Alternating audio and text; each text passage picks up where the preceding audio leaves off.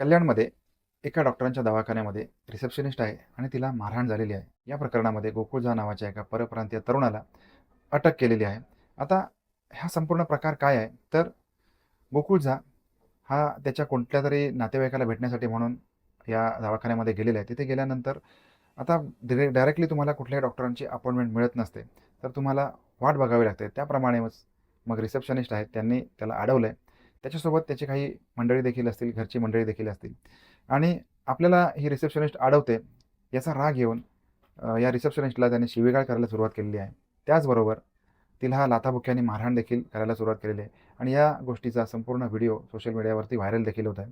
परंतु आता असा युक्तिवाद केला जातोय, की हा जो गोकुळ झा आहे याच्या वहिनीला या रिसेप्शनिस्टने सगळ्यात पहिल्यांदा कानाखाली मारली आणि त्याच्यामुळे मग राग येऊन अ, गोकुळ झाने तिला मारहाण केलेली आहे किंवा शिवीगाळ केलेली आहे. आणि विशेष बाब म्हणजे मारहाण करत असताना गोकुळ झा या व्यक्तीला कोणीही त्याच्या नातेवाईकांनी अडवलं नाही, अशी देखील माहिती समोर येते.